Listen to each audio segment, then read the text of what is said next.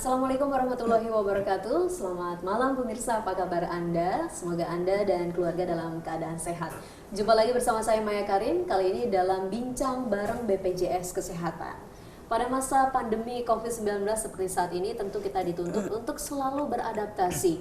Penyesuaian pun dilakukan di berbagai bidang tanpa terkecuali dalam layanan kesehatan, seperti yang telah dilakukan oleh BPJS Kesehatan selaku penyelenggara Jaminan Kesehatan Nasional Kartu Indonesia Sehat atau JKN-KIS.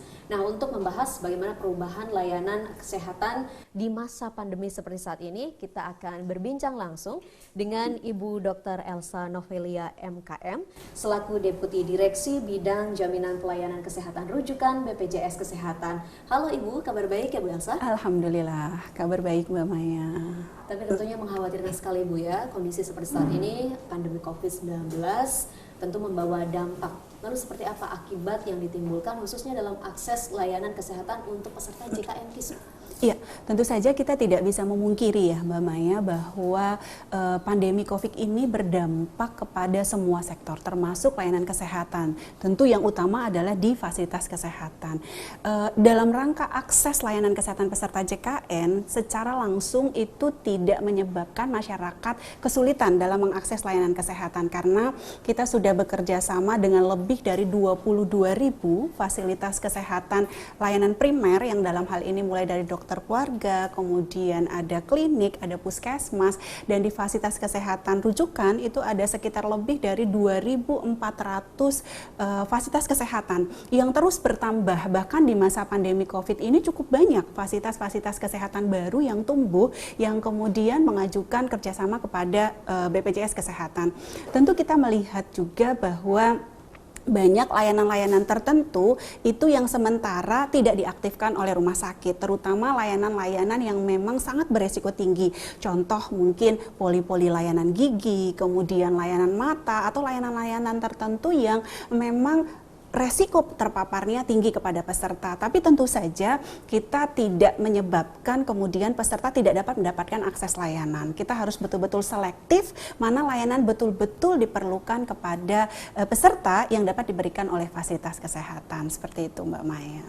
Lalu Bu Elsa, bagaimana dengan akses layanan kesehatan peserta JKN-KIS di era adaptasi kebiasaan baru? Iya.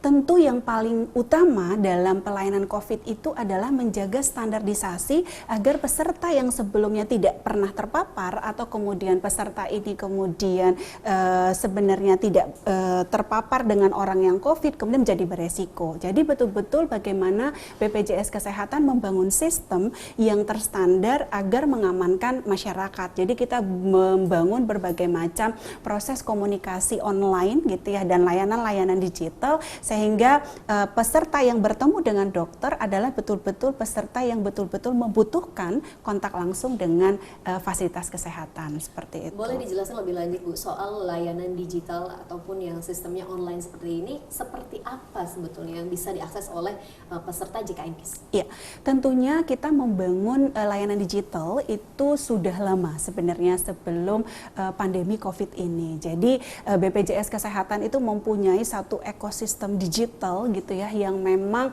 semua data kita terkoneksi dan terhubung dan tentunya ini juga online dengan lebih dari 2.400 rumah sakit tersebut dan juga dengan 22.000 fasilitas kesehatan. Nah, dengan pandemi ini karena sebelumnya sudah dibangun dari awal, peserta itu bisa mengakses layanan mulai dari rumah. Jadi pada saat kemudian peserta merasa bahwa saya perlu datang ke fasilitas kesehatan, tentunya yang pertama sekali adalah ke layanan primer. Di layanan primer itu peserta bisa menggunakan cellphone, tentu semua sudah tahu kita mempunyai mobile JKN gitu ya, yang kemudian bisa mendaftar untuk bertemu dengan fasilitas kesehatan. Nah, kemudian ini juga terkoneksi secara online juga ke fasilitas kesehatan rujukan dengan sistem rujukan berjenjang. Jadi berbagai macam inovasi ini betul-betul mendukung agar kemudian protokol kesehatan tetap terstandarisasi dan peserta JKN aman dari paparan COVID. Seperti biasa. Jadi peserta JKN-KIS bisa langsung mendaftar bahkan mengantre dari rumah begitu ya? Betul. Tanpa harus datang langsung ke fasilitas kesehatan. Nanti kita akan ngobrol lebih jauh terkait dengan inovasi yang dilakukan oleh BPJS Kesehatan, namun kita harus jeda terlebih dahulu. Pastikan Anda masih bersama kami di Bincang Bareng BPJS Kesehatan.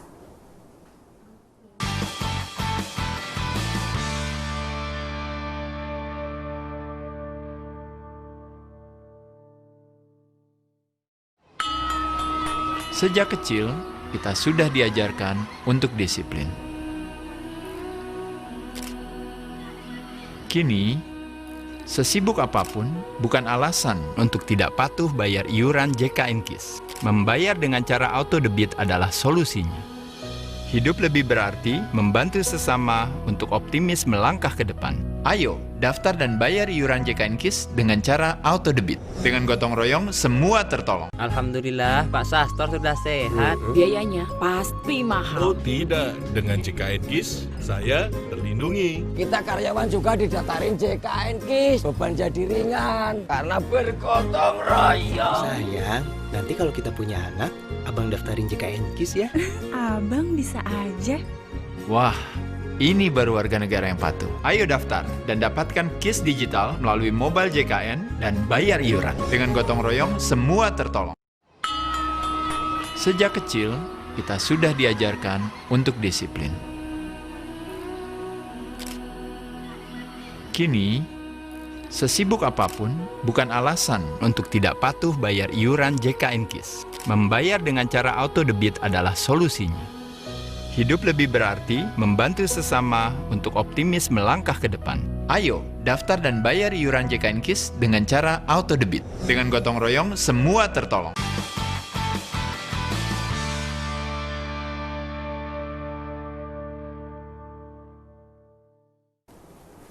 Anda kembali menyaksikan Bincang Bareng BPJS Kesehatan, masih bersama saya Maya Karim dan tentunya Ibu Elsa.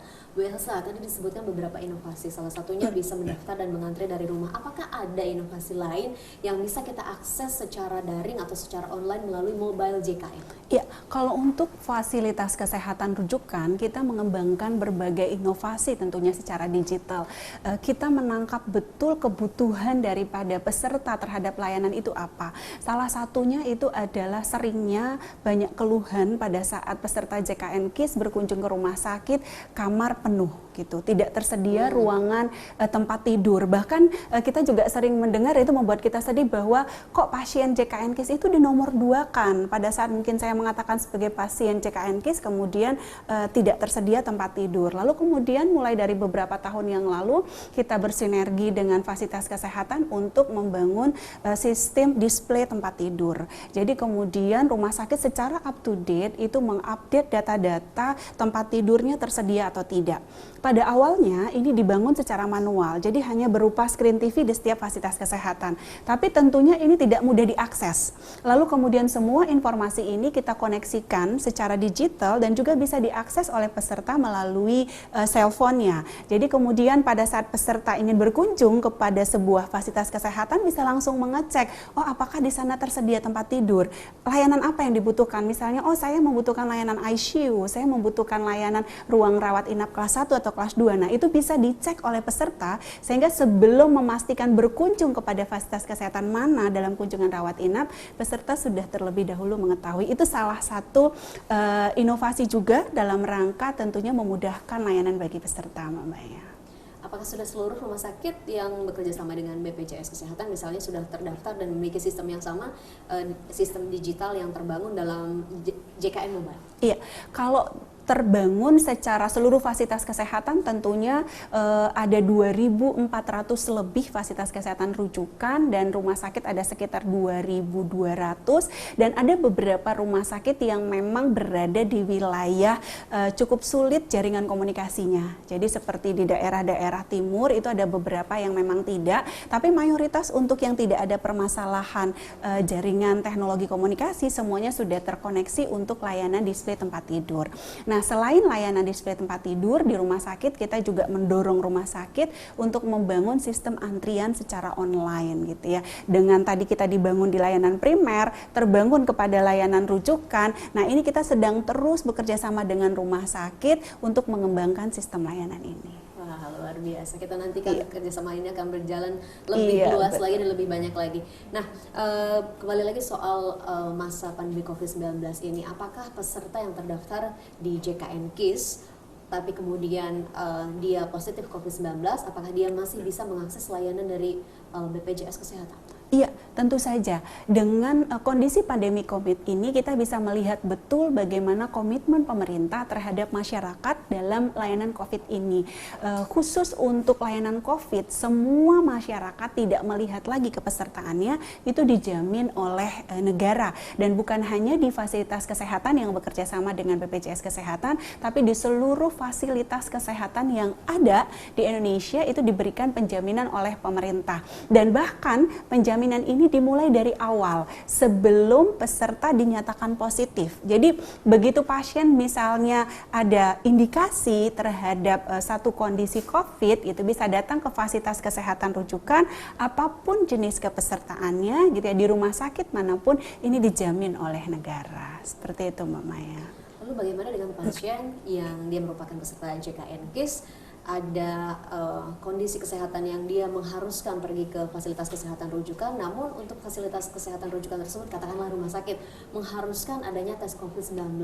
Apakah tes tersebut juga tercover oleh BPJS atau seperti apa? Iya, terkait dengan tes COVID tentu kita melihat dulu di depan apakah memang rumah sakit ini mengarahkan pasien untuk melakukan tes COVID karena memang ada indikasi. Tentu setiap kita ke rumah sakit itu ada pertanyaan dari rumah sakit, apakah ada riwayat berkontak, kemudian apakah ada keluhan, apakah ada keluhan seperti gejala-gejala COVID gitu. Nah, pada saat identifikasi di depan memang terdapat indikasi terhadap gejala COVID, tentunya ini bisa masuk ke dalam prosedur penjaminan COVID. Seterusnya pasien bisa melakukan pemeriksaan untuk ke COVID. Namun untuk pasien-pasien yang memang tidak ada gejala ke arah indikasi COVID, maka mengikuti prosedur seperti pelayanan JKN, dan tentunya ini tidak dipersyaratkan harus melakukan pemeriksaan tes COVID sebagai bentuk daripada jenis layanan yang akan diberikan. Jadi apabila memang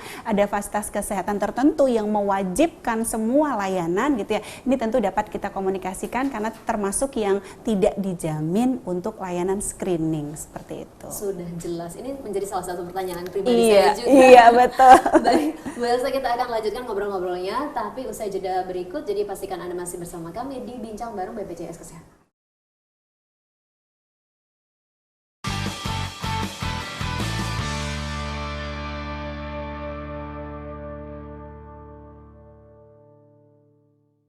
Alhamdulillah Pak Sastor sudah sehat. Biayanya pasti mahal. Oh tidak, dengan JKN KIS saya terlindungi. Kita karyawan juga didaftarin JKN KIS, beban jadi ringan karena bergotong royong. Sayang, nanti kalau kita punya anak, abang daftarin JKN KIS ya.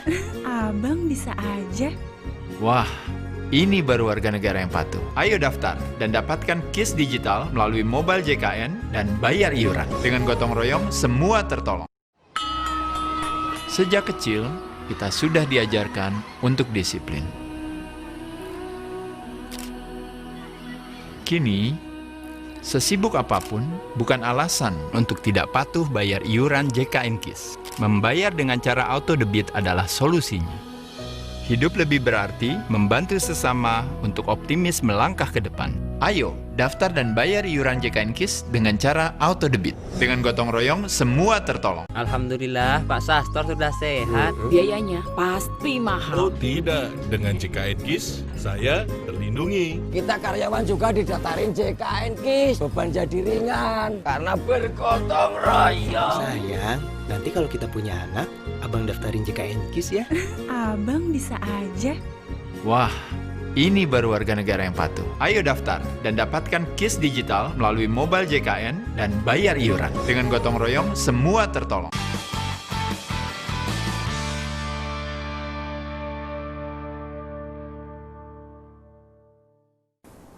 Anda masih bersama kami di Bincang Bareng BPJS Kesehatan. Kita lanjutkan perbincangan kita, Ibu Elsa. Apakah selama masa pandemi COVID-19 ini ada pengurangan manfaat bagi peserta JKN KIS? Iya, tentu saja tidak gitu ya. Jadi selama pandemi COVID ini semua manfaat yang diberikan kepada peserta JKN KIS tentu saja sama dengan apa yang sudah ditetapkan oleh pemerintah. Bahkan di masa pandemi COVID ini banyak kemudahan-kemudahan dalam memberikan akses layanan, termasuk juga pemberian obat yang sebelumnya harus datang setiap waktu bertemu dengan dokter, itu banyak simplifikasi. Sebagai contoh misalkan salah satunya adalah penyakit-penyakit kronis, di mana pasien harus datang setiap bulan ke fasilitas kesehatan, kemudian mendapatkan obat dalam 1 bulan. Nah, sekarang berbagai kemudahan kita bangun supaya peserta betul-betul aman dari terpapar COVID ini. Jadi secara manfaat itu sama, bahkan untuk kemudahan layanan itu lebih baik lagi. Nah, seperti untuk itu. kemudahan misalkan untuk penembusan obat untuk penyakit kronis yang memang penggunaannya jangka panjang, itu harus mendaftar terlebih dahulu atau mekanisme seperti apa, Mbak Elsa? Iya, jadi kalau pasien penyakit kronis itu kita sudah mempunyai ketentuan ada 9 penyakit gitu ya yang ditetapkan pemerintah sebagai pasien rujuk balik yang tentunya pemeriksaan pertama harus ditetapkan oleh dokter di rumah sakit. Sebagai contoh layanan hipertensi dan diabetes mellitus. Nah, pada saat pasien datang kemudian dokter mengakses ditetapkan bahwa ini merupakan pasien kronis, nanti ada sejumlah obat yang harus diambil. Pada saat pasien ini stabil, kemudian dokter dapat merujuk balik ke layanan primer. Namun apabila kondisinya masih tetap perlu di rumah sakit dan ada penyakit atau obat-obat tambahan lain yang diperlukan, di masa pandemi COVID ini, dokter dapat memberikan iterasi. Namanya iterasi, Mbak. Iterasi itu maksudnya adalah untuk obat kronis biasanya obat diberikan 30 hari, 1 bulan. Lalu dokter bisa memberikan iterasi 2 kali. Apabila dalam kurun waktu 1 bulan kondisi pasien stabil dan bulan depan beliau membutuhkan obat yang sama kembali, beliau cukup datang ke instalasi farmasi rumah sakit. Jadi tidak harus ketemu langsung dengan dokternya dan bisa mendapatkan obat 30 hari lagi. Demikian juga untuk 30 hari berikutnya.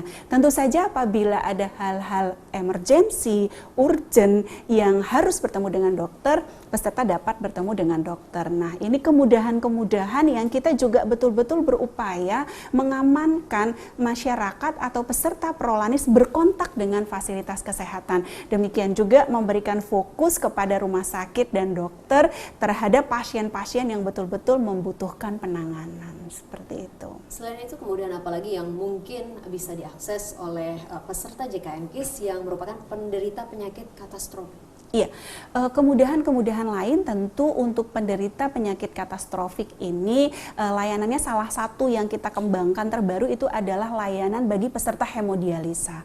Mungkin Mbak Maya pernah dengar beberapa waktu yang lalu cukup banyak isu.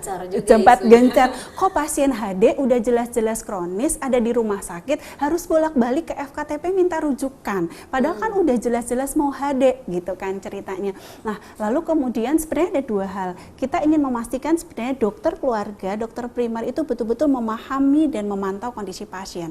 Tapi kita juga melihat bahwa ini rutin. Lalu kemudian BPJS Kesehatan mengembangkan simplifikasi layanan hemodialisa. Jadi pada saat peserta sudah berkunjung ke rumah sakit, kemudian sudah ditegakkan diagnosanya gagal ginjal, dokter merekomendasikan harus hemodialisa secara rutin, maka kemudian selama dibutuhkan hemodialisa, pasien bisa kemudian diterbitkan surat kontrol oleh rumah sakit. Jadi tidak perlu bolak-balik lagi ke FKTP untuk meminta persyaratan administrasi. Nah, ini kemudahan yang diberikan bagi peserta-peserta penyakit kronis, khususnya layanan hemodialisa. Seperti itu. Apakah ada lagi kemudahan lain? Saya yakin masih banyak begitu ya.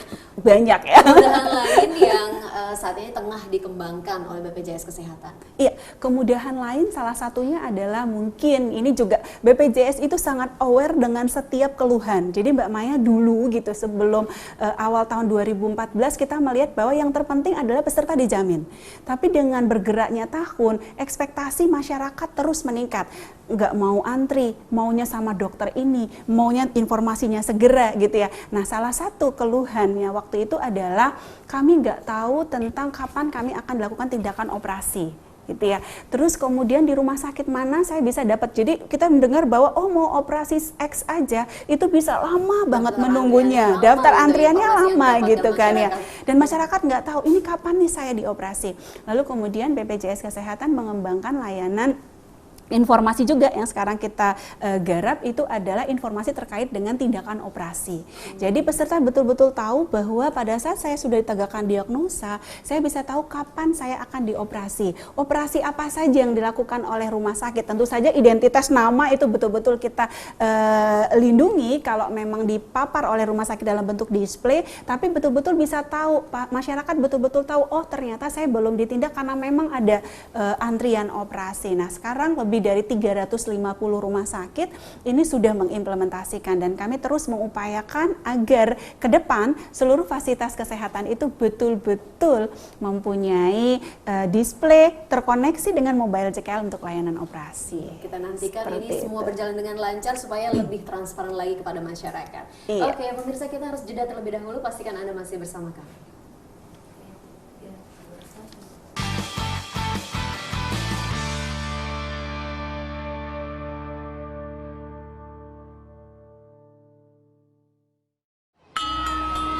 Sejak kecil, kita sudah diajarkan untuk disiplin.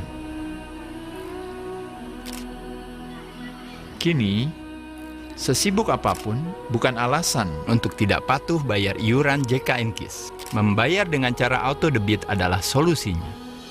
Hidup lebih berarti membantu sesama untuk optimis melangkah ke depan. Ayo, daftar dan bayar iuran JKNKIS dengan cara auto debit. Dengan gotong royong, semua tertolong. Alhamdulillah, Pak Sastor sudah sehat. Biayanya pasti Oh mahal. tidak, dengan JKNKIS saya terlindungi. Kita karyawan juga didaftarin JKNKIS. Beban jadi ringan karena bergotong royong. Sayang, nanti kalau kita punya anak, abang daftarin JKNKIS ya.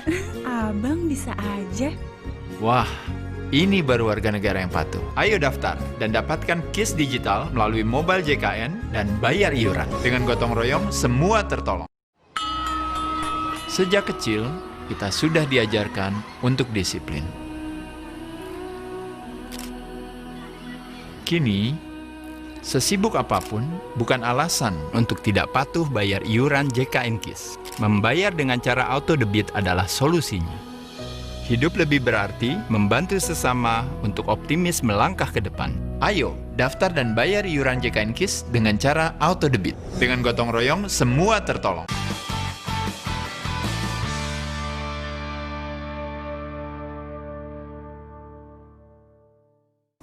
Anda kembali lagi bersama kami di Bincang Bareng BPJS Kesehatan. Kita masih membahas soal pelayanan JKNKIS di masa pandemi COVID-19. Ibu Elsa, untuk pemeriksaan dan juga penanganan terhadap pasien atau peserta JKNKIS yang berada di fasilitas kesehatan pertama dan membutuhkan ke fasilitas kesehatan rujukan. Ini kan tersistem secara online di BPJS Kesehatan. Lalu bagaimana dengan kondisi seperti saat ini di COVID-19 ini, kan kadang ada rumah sakit atau fasilitas kesehatan yang ditutup sementara oleh pemerintah daerah setempatnya? Iya, jadi di dalam sistem pelayanan yang dibangun oleh BPJS Kesehatan itu kita mengenal ada sistem rujukan berjenjang berbasis kompetensi yang pada saat ini, pada saat peserta datang ke layanan primer kemudian ingin mengakses rujukan, maka semua rumah sakit gitu ya di wilayah itu akan muncul gitu ya sesuai dengan kapasitas yang sudah diberikan rumah sakit untuk sejumlah pasien. Nah, kita melihat di masa pandemi COVID ini ada di beberapa daerah tertentu gitu yang mungkin karena ada tim medis yang terpapar, kemudian rumah sakit ditutup, tentu kita mengupayakan agar layanan bagi peserta JKN ini tidak terhenti. Di dalam proses layanan ada dua, apakah kondisinya emergensi atau kemudian kondisinya adalah untuk kunjungan biasa. Untuk layanan emergensi tentunya peserta bisa datang ke seluruh rumah sakit, baik bekerja sama ataupun tidak, nanti rumah sakit sendiri yang akan mengklaimkan kepada BPJS Kesehatan pada saat kondisinya itu emergensi. Apabila tidak, tentunya fasilitas kesehatan primer itu mempunyai piker yang di situ muncul semua nama rumah sakit yang bekerja sama. Jadi apabila ada satu layanan tutup, maka bisa dialihkan kepada rumah sakit lain yang tersedia di wilayah tersebut gitu. Toh misalkan ada rumah sakit itu pun satu-satunya dan di wilayah tersebut hanya ada satu rumah sakit lain yang belum bekerja sama, untuk kondisi COVID ini untuk layanan emergensi itu pun bisa diberikan oleh rumah sakit tersebut. Artinya BPJS Kesehatan betul-betul mengupayakan memastikan tidak terhenti dan terputusnya layanan bagi peserta di masa pandemi. Jadi surat rujukan sudah dipastikan bisa didapatkan oleh peserta ya Bu ya? Iya, betul. Dan ini juga tidak perlu lagi diambil secara dokumen. Karena secara online pada saat diinput di aplikasi layanan primer ini sudah terkoneksi langsung dengan rumah sakit di mana dirujuk. Peserta cukup nanti menyebutkan identitas dan sudah dirujuk oleh fasilitas kesehatan primer apa, nanti juga semua informasi dan datanya juga sudah tersedia di rumah sakit tersebut. Ketika Bu Elsa menyebutkan online, apakah ini hanya terpaku pada JKN Mobile saja atau bisa menghubungi misalkan layanan telepon dari BPJS Kesehatan atau bahkan bisa mengakses di kanal-kanal lainnya? Iya, kalau khusus untuk antrian itu kalau untuk layanan primer melalui mobile dan juga elektronik langsung di fasilitas kesehatan primer. Kalau untuk fasilitas kesehatan rujukan kita mengenal ada dua model sistem antrian, itu ada reservasi dan non reservasi. Ada yang memang sudah betul-betul stay alone elektronik di rumah sakit itu sendiri. Untuk yang ini tentu peserta harus datang ke fasilitas kesehatan tersebut. Tapi rumah sakit lain sudah membangun juga, ada yang Telegram, ada yang WA, ada yang telepon ke fasilitas kesehatan. Tentu ini bisa digunakan oleh peserta. Jadi mobile JKN saat ini merupakan salah satu opsi bagi peserta untuk dapat menjadwalkan kunjungan ke fasilitas kesehatan seperti itu. Baik, lalu untuk ketersediaan tempat tidur sendiri selama kita berada 6 bulan di masa pandemi COVID-19 seperti ini, seperti apa? Iya, kalau untuk layanan sebenarnya kalau kita melihat kunjungan di fasilitas kesehatan baik di rawat jalan maupun rawat inap, khusus untuk peserta JKN itu turun hampir sekitar 40%. Jadi betul-betul justru turun karena masyarakat betul-betul selektif apakah memang perlu atau tidak berkunjung, dan tentu juga rumah sakit seperti itu. Namun di satu sisi untuk layanan COVID ini rumah sakit menambah berbagai macam fasilitas kesehatan. Jadi mulai dari mungkin ada rumah-rumah tertentu, bahkan mungkin ada rumah sakit darurat, bahkan ada bedeng-bedeng yang juga dibangun untuk masyarakat yang melakukan isolasi.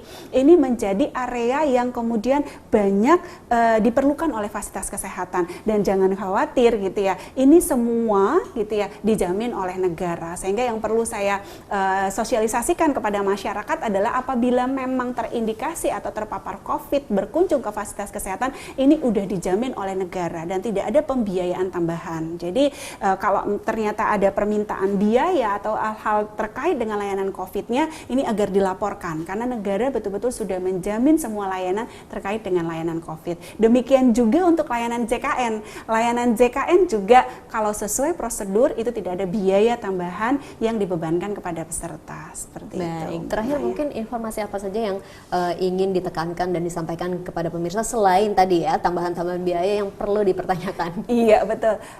Tentunya di masa pandemi ini rumah sakit adalah fasilitas kesehatan yang sedapat mungkin kita coba hindari untuk datang kalau memang tidak terlalu perlu, karena di sana tentunya ada pasien, ada dokter yang terpapar. Oleh karena itu pada saat ingin betul-betul berkunjung kepada fasilitas kesehatan, pastikan kalau memang diperlukan, dan apabila tahap awal itu bertemu dulu dengan dokter di layanan kesehatan primer, apabila dirujuk baru ke fasilitas kesehatan. Dan pada saat berkunjung ke fasilitas kesehatan, pastikan betul pelaksanaan protokol kesehatan dilaksanakan dengan baik. Pakai masker, jaga jarak gitu ya, dan cuci tangan. Karena kita harus betul-betul memastikan diri kita aman dari COVID ini. Baik, terima kasih BPJS Kesehatan.